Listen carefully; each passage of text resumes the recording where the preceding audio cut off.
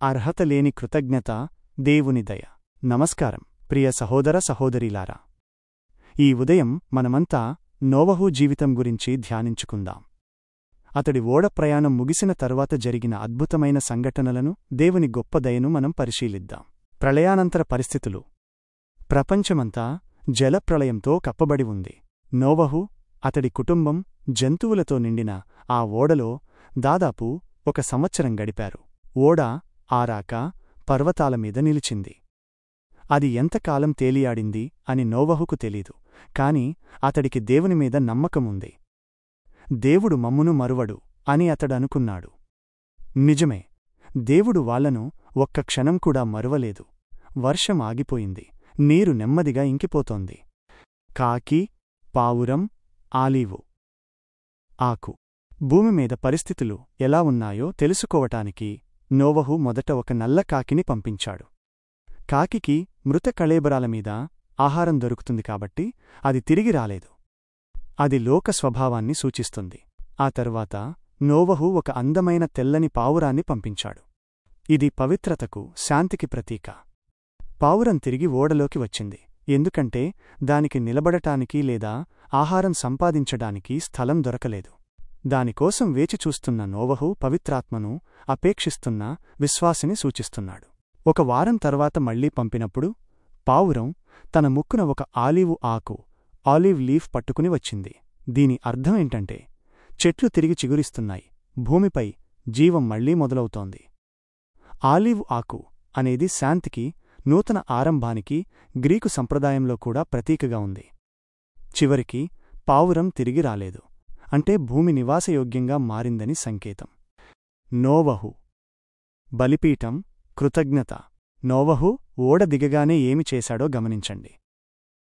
అతడు వెంటనే దేవునికి బలిపీఠం కట్టి ధన్యవాదాలు తెలియజేశాడు. దేవా, నీవు మా పట్ల ఎంత మంచిగా ఉన్నావు. మాకు అర్హత లేదు, ఎందుకంటే మేము కూడా నీకు వ్యతిరేకంగా పాపం చేశాము అని వినయంగా ఒప్పుకున్నాడు. నోవహు కృతజ్ఞత కేవలం మాటల్లో కాదు, హృదయం నుండి వచ్చింది. అతడికి తెలుసు, తాను రక్షింపబడింది తన నీతి వల్ల కాదు, కేవలం దేవుని దయవల్లనే. కృప, గ్రేస్ అనే ఆంగ్ల పదానికి మూలం అర్హత లేని దయ, అన్మెరిటెడ్ ఫేవర్. నోవహు పొందింది అదే. దేవుని నిబంధన, ఇంద్రధనస్సు. దేవుడు నోవహు కృతజ్ఞతను చూసి సంతోషించాడు. అర్హత లేని కృతజ్ఞత అనేది దేవుని హృదయాన్ని కదిలించేది. దేవుడు, నేను ఇక ఎన్నటికీ భూమిని నీళ్లతో ముంచివేయను అని వాగ్దానం చేశాడు. ఈ వాగ్దానానికి గుర్తుగా దేవుడు ఇంద్రధనస్సును, రెయిన్బో, ఆకాశంలో పెట్టాడు. హిబ్రూ భాషలో ఇంద్రధనస్సు అనే పదానికి కమాను, బో అని అర్థం. యుద్ధానికి వాడే కమానును దేవుడు ఆకాశంలో పైకి పెట్టి దాని బాణాన్ని తన వైపుకు తిప్పుకున్నాడు. ఇది, నేను ఇక భూమిమీద తీర్పు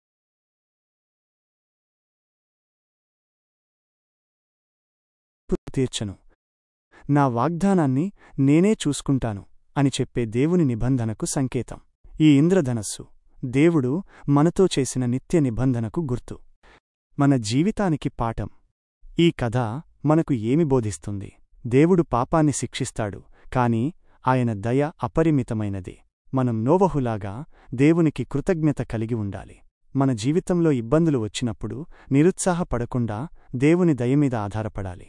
మనం కూడా పాపం చేస్తాం, కాని దేవుని క్షమాపణను అడగవచ్చు. క్షమాపణ, ఫొర్గివ్నెస్ అనేది పాపాన్ని విడిచిపెట్టడం అనే గ్రీకు పదానికి అనుసరణ. ఈ ఇంద్రధనస్సును చూసినప్పుడు జలప్రళయం, ఓడ, నోవహు జీవితం గుర్తుకు తెచ్చుకోండి. అది దేవుని వాగ్దానానికి గుర్తు. దేవుని వాక్యం, లోగోస్ అనేది సత్యమని తెలుసుకోండి. మనకు కావాల్సిన సత్యాన్ని బోధించమని మనం దేవుణ్ణడగవచ్చు. ఇప్పటికీ కృప, క్షమాపణ అనేవి మన జీవితంలో ముఖ్యమైనవి. దేవుని వాక్యాన్ని ధ్యానించడం ద్వారా మనం ఆయనతో నిత్యం అనుబంధం కలిగి ఉండవచ్చు. ఈ వాక్యాన్ని ధ్యానించి ఆయన కృపను మరింత లోతుగా అర్థం చేసుకుందాం. అందరికీ ధన్యవాదాలు.